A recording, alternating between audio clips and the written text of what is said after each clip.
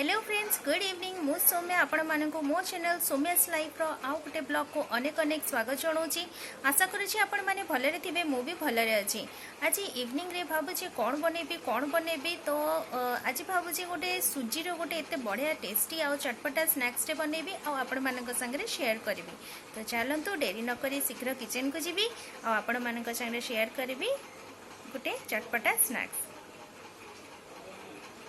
Friends एबे मो kitchen को आसीगली स्नैक्स बनायापी गोटे पर्टिकुलर ताटिया नहीं से हिसाब रे मु से ताटिया दुई ताटिया पानी देकी फुटाइवाई छाड़देली। देखो पानी फुटी हो आसलानी। एबे मु सेतिरे गोटे table spoon refined oil add कली।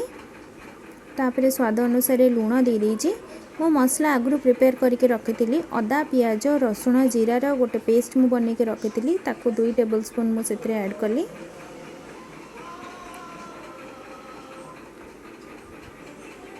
टिके फुटी हो गला परे मसला से मु गुंड मसला ऐड कली।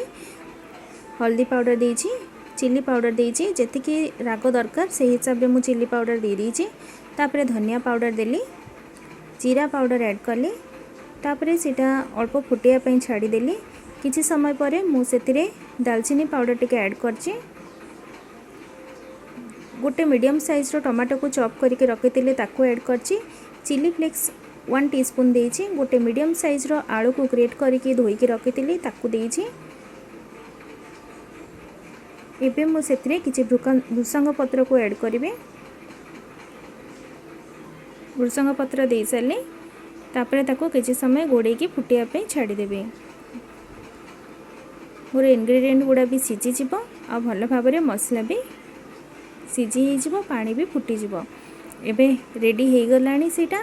मु जो ताटिया रे पानी 2 ताटिया नहीं से ताटिया रे गोटे ताटिया सुजी नहीं। तापरे ताकू भल भाबरे जंती देबे। आर मेजरमेंट हैला पानी रो हाफ सुजी, जेतिकी पानी नबा तार हाफ सुजी ऐड करिबा। ताकू भल भाबरे मु जंती दोची।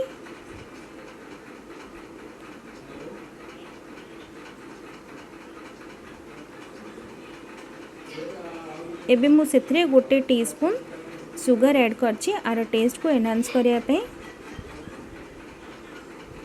ताकू भल भाबरे मिक्स करि नौछि। जंतुणी हमर रेडी हो गलानी। एबे मु ताकू प्लेट को बाहर कर नौछि।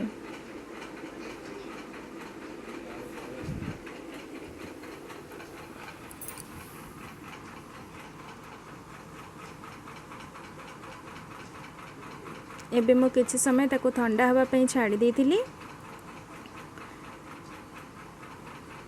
देखो आर कलरटा भी केते सुंदर है जंतुणी। एबे मु ताकू शेप बनै नेबे। मु ओवल शेप बनै नौची। अल्प टिके पानी हाथ होगी ताकू चकटी चकटी किना भल भाबरे शेप दे दोची। ओवल शेपटा करिया पई मते टिके सुविधा होची, शीघ्र हो जिवो बोलिके मु ओवल शेपटा नौची। आपण माने जदि चाहिबे आपण को इच्छा हिसाब रे अलग अलग शेप दे परिबे। आगो मु गढ़ी नेबी, गढ़ी सारला परे तापरे फ्राई करिबी।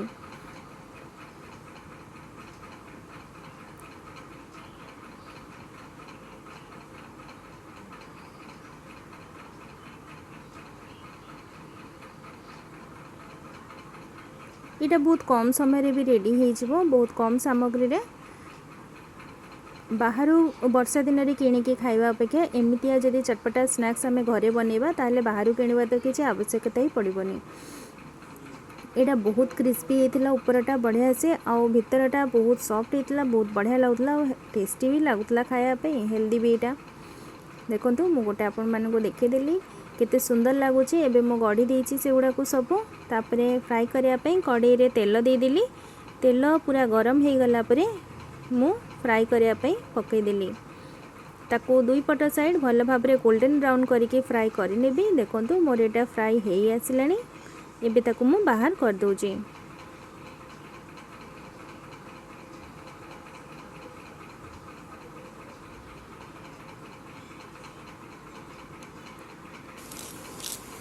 एटा देखो मु देखि दूची केते क्रिस्पी हेछि। एटा देखिया पई भी बहुत सुंदर हेतिला। केचप संगे मु एटा को सर्व करथिली।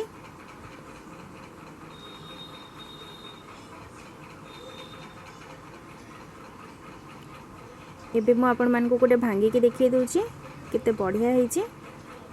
देखो ऊपर पूरा क्रिस्पी होईची, भीतर लुकटा भी केते सुंदर होईची, बहुत सॉफ्ट होईची। सो फ्रेंड्स आज भिडियोटी आपण मान को भल लगुले लाइक शेयर एंड सब्सक्राइब निहाती करेंगे। एतिकी रहिली। जय जगन्नाथ।